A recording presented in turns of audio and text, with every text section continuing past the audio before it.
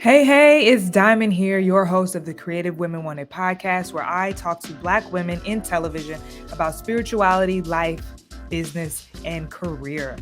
And I'm also the director at Third and Wonder Production House, where we focus on telling Black women stories in unscripted documentary and documentary series. And I'm really excited about today's interview with Courtney Whitaker. She's the senior manager of unscripted and docs at the Springhill Company. I got a chance to work with the Springhill Company as a producer for Turning Tables with Robin Roberts, that is out right now on Disney Plus. Courtney is just brilliant. Like she just has so much to offer, and she's such a great person to work up under. Like, y'all, she has a lot of wisdom to offer, and I'm really excited to get into this interview. I mean, her background includes producing with Uninterrupted, Critical Content, MTV, VH1. She's worked with CBS. She's worked at Centric. I mean, she's worked at Eastern TV. She's worked at Tyler Perry Studios back in the day. The girl has been doing the work, right? And not just the external work, but the internal work. So let's get into the conversation. Courtney, I'm so happy to have you on. I just want to say, I knew I wanted you on last season. I'm just so excited that it's like, I feel like it's like the right time now. Thank you for having me. I'm very excited to be here. All right, Courtney, what are you watching right now? What's exciting you on television?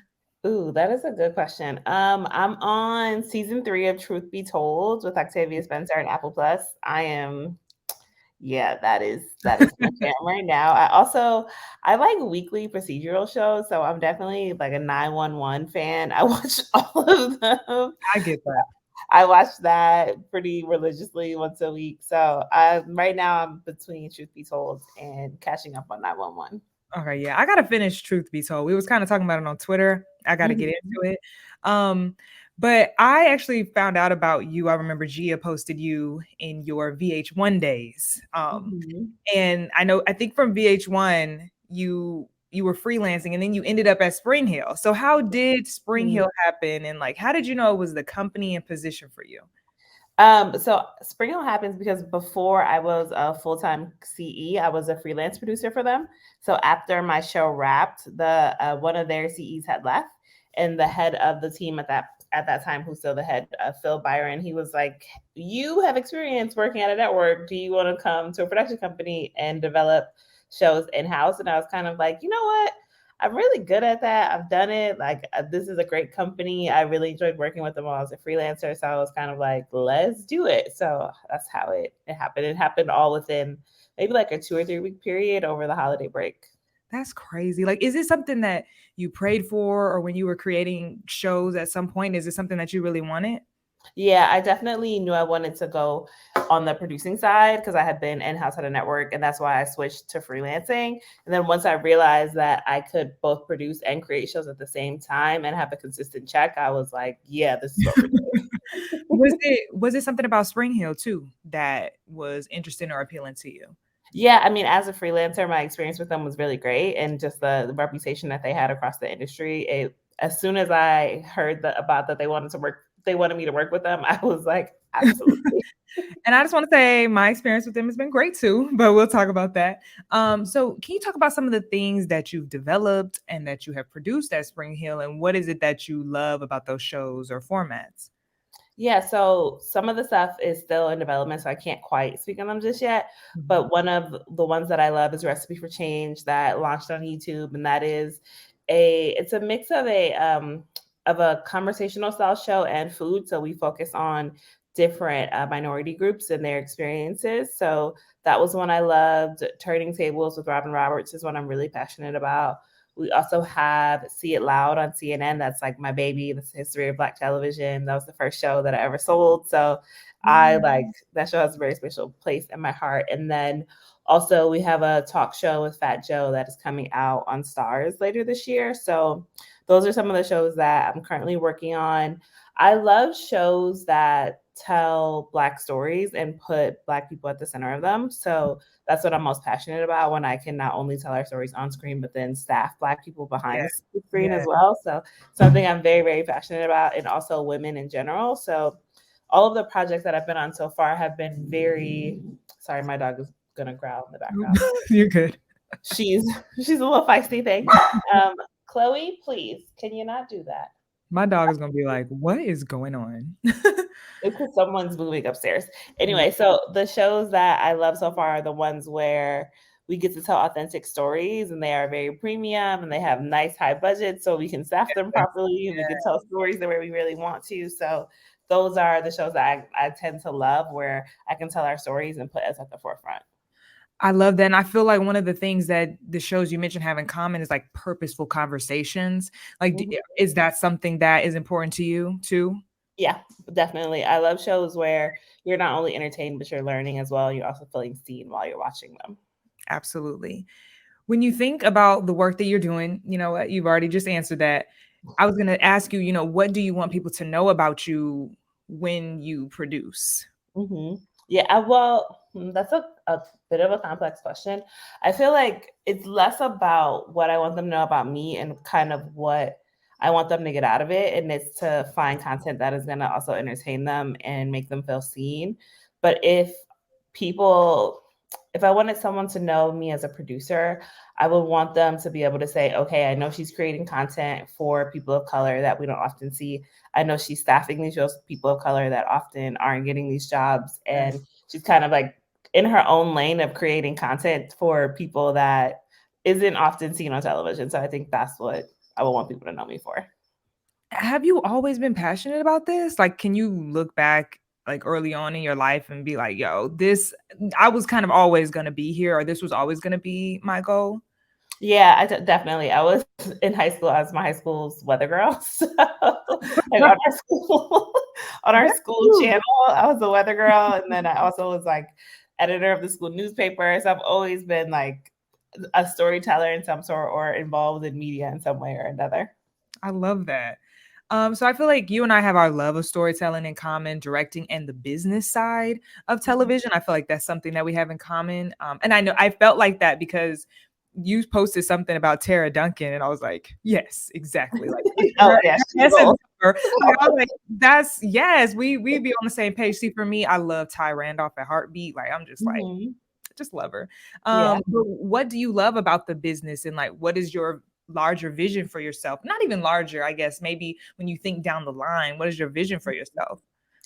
Um, what I love about the business, I will say I love that we can create ideas out of our minds and then next thing you know they're a TV show that people are watching. That's something that I love. Like you can dream up something and then it can become a TV show. That Right. to me every time it happens I'm like, "Are It's amazing. okay, it happened again. I guess I'm on to something." And in terms of the vision of how I would love to see my career, I would love to I always like I always try to find people to say like if I could combine their careers, this is what my career would be like. And I would definitely say someone like Jesse Collins Yeah. and Ava DuVernay that have like these mega production companies, but they're also producing and directing and creating content and giving Yeah. opportunities to others with a little bit of Shonda Rhimes in there too, because her Okay. storytelling is it's Top tier. unmatched. It's Mhm. unmatched. So I would say those three combined, just That. to like own a media company like that and be like a very well respected writer, producer, director, all of that. I love that. I can totally see that. You're very hardworking, so I can definitely see that, Thank and you. you're Thank you. creative. You won an Emmy, like you won an Emmy for your work. Like you were in the development room, you were in the pre-production, you were involved in all of it. Like, how did that feel? Honestly, it still feels a little I'm still processing how it feels because at first I was super excited, like, yo, I just got nominated for 2 Emmys and I won one. Like this is wow, Crazy. okay, this is God.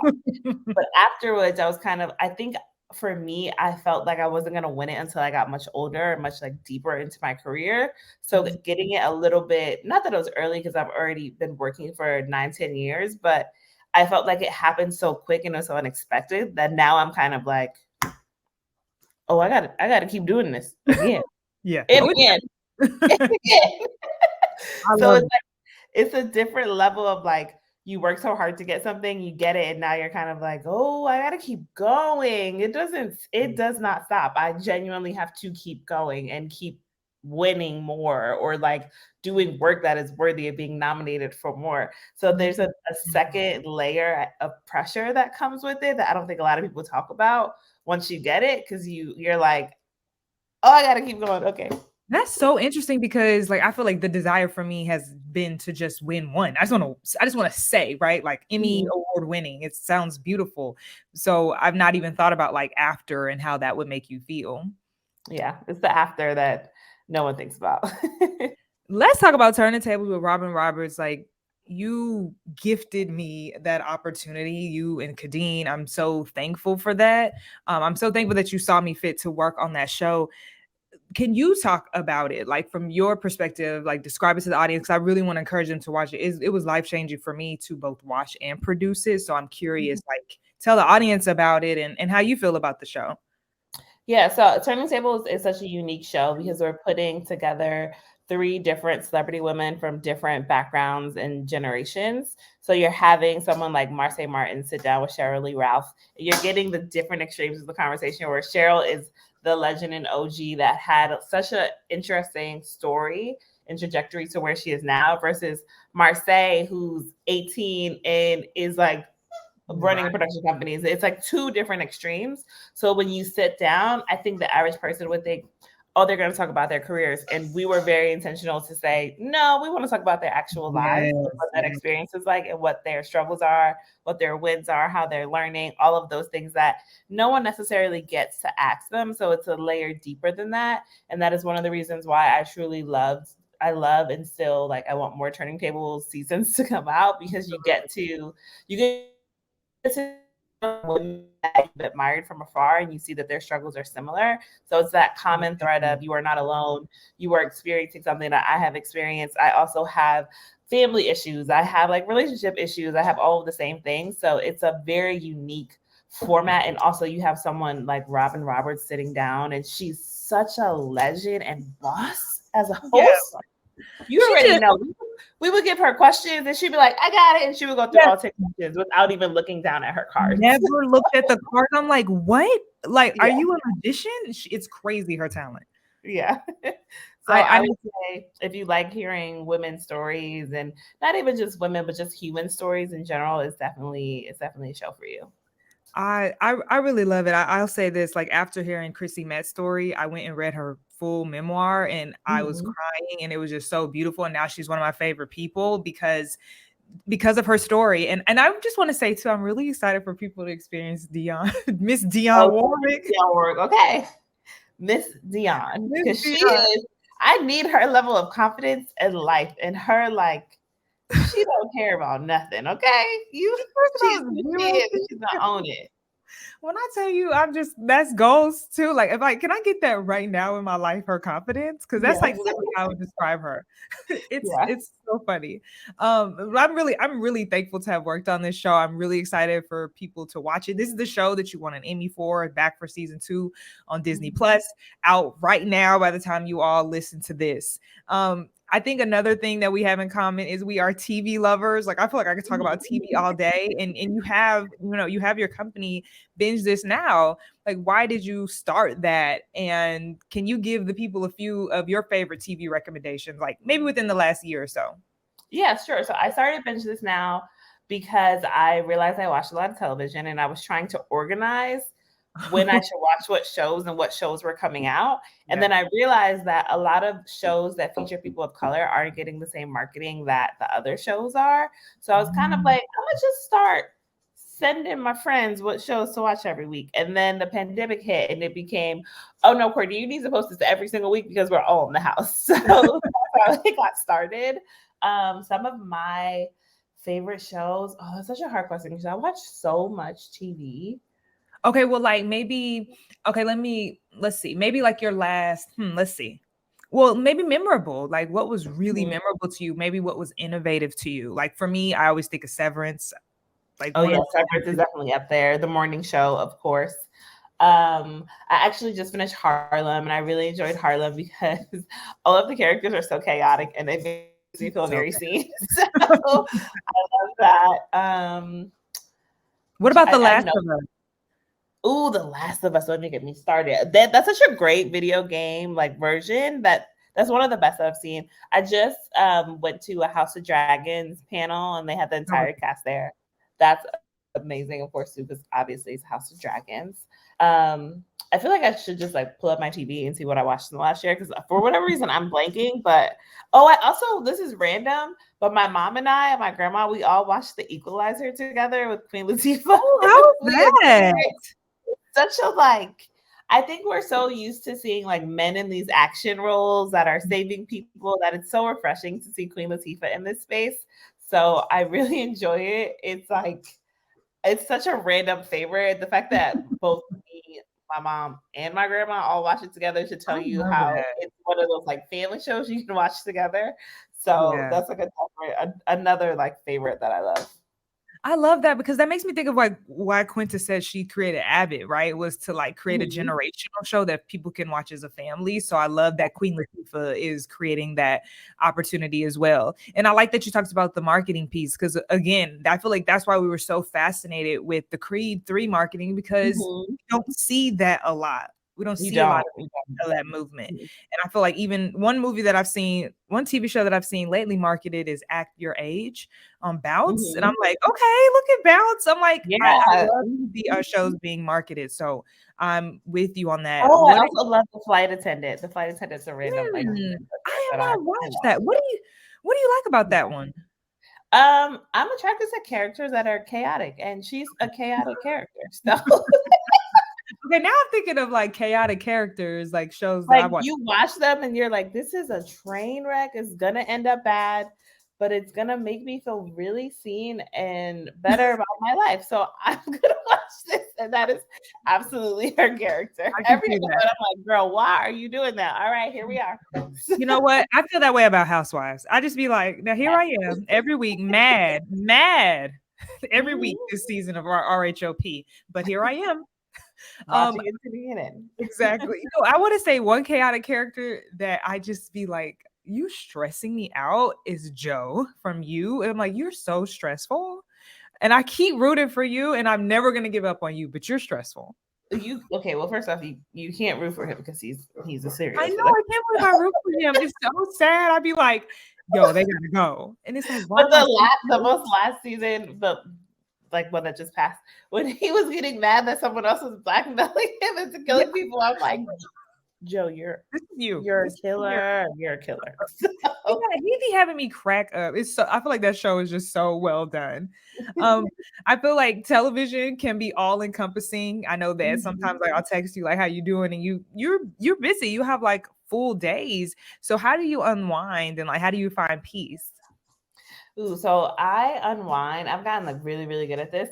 I set the hours of like after 8 p.m. I'm probably not answering a work email until the next morning. I like 8 to 8 have become my like, no, we're done. We're not doing any work. I also on the weekends I completely check out too. I normally either try to explore a new part of the city, try a new restaurant. I love to spend time with my friends and family. Every morning before I get up, I box in the morning, and then I journal after and spend like some time reading some sort of book or self-help book. But I've like gotten really good at scheduling like self-care. Like I don't play about getting my nails done once a month with whatever crazy design I'm going to get. Like I've found that those little things give me joy and also are helping me get through the work days, because you're right. It is you can get lost in the sauce in TV real quick. And I want to say that's one of the things I appreciated about working with you all with Turning Tables was like there was boundaries. Like I had my weekends, like we got our work done in a specific time, and I didn't feel like super stressed and chaotic. You know, I know there's stuff that happens and we got to work later when we need to, but I felt like overall I had a balance. And I just want to say I saw your mood board for your nails, so I know you're committed. I know my nails at this point was like, just make a mood board with pictures, and now I'm like, oh, this is so much fun. I can just make mood boards for all my nail designs. I'm like, she is serious, and the mood board plus the design came out really cute because you showed us on Instagram. So you on TikTok now?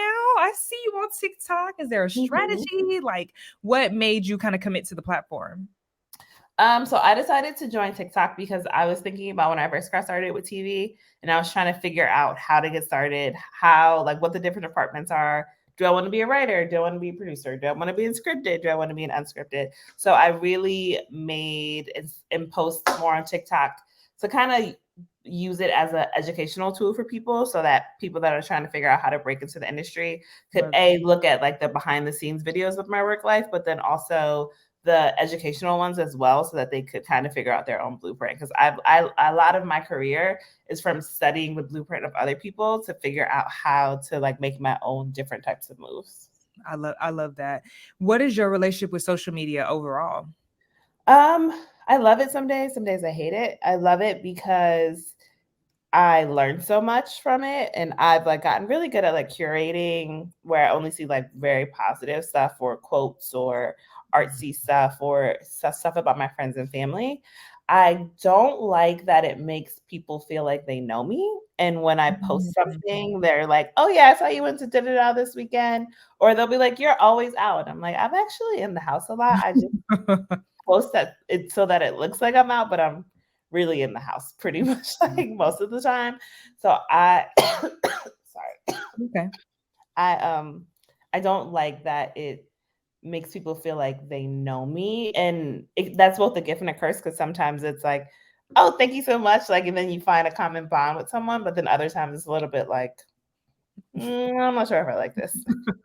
I get that. I feel like I often have to take breaks because I'm just like, okay, this is a bit much. What do I think versus what am I seeing on social? Yes. I'd be to get Mhm. that break. When you think about some of the advice that you've been given as it relates to being, in television, what is like the best piece of advice? One of the best pieces of advice I got from my mentor was to think of my career as a chess game versus checkers, and to always think, okay, so I'm here right now, but in 3 years, what are the next 3 years going to look like? Like, I already have kind of like things mapped out.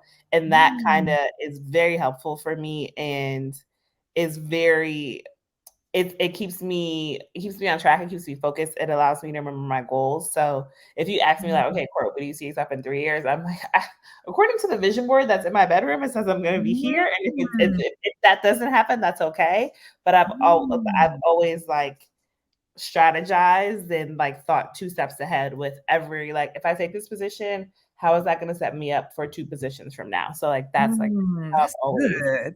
viewed it. That makes me want to ask you, because one of the things that I sometimes deal with, and it's my own like anxiety, is like, a lot of worry about the future, right? So Mhm.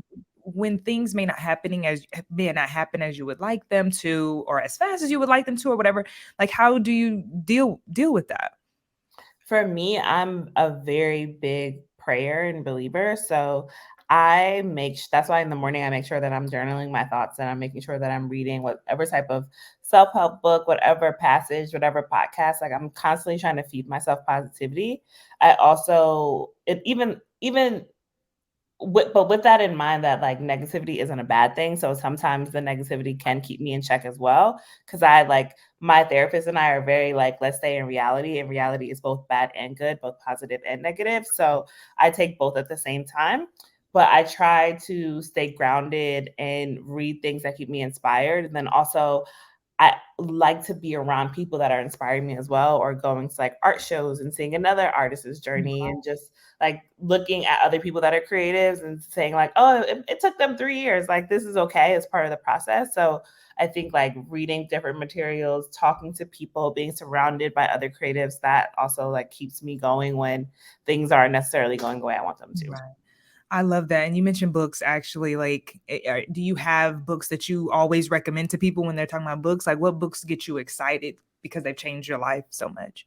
Well, you can see behind me is I part of my know. bookshelf. Well, There's lots of books. library. There's books behind those books. Oh, wow. Yeah, you have a Um, library. so I will say it depends on what you want. If you are kind of like, I want a self-help book, then I will say The Alchemist is my favorite book of all time when it comes to Okay. self-help.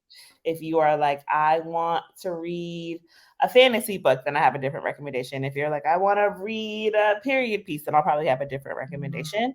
Okay. But it's interesting because I read books as much as I watch TV, and normally it's one or the other for people. But I Mhm. like a good balance of both. But definitely one of my favorite books of all time that I reread over and over and over again is The Alchemist. Okay. I feel like for me, like my version of The Alchemist is The Midnight Library. Have you read The Midnight Library? Oh no. Oh, girl. It first of all, it's gonna be a TV show or a movie. Like they already said they're adapting it, but Mhm. it's really good. I'm gonna send it to you. It's Okay. one of my favorite fiction books because like Okay. I just got into fiction again, so that's one Mhm. of mine. But I am curious. Is there another self-help book? I feel like a lot of the women on that listen to the podcast, they love a self-help book.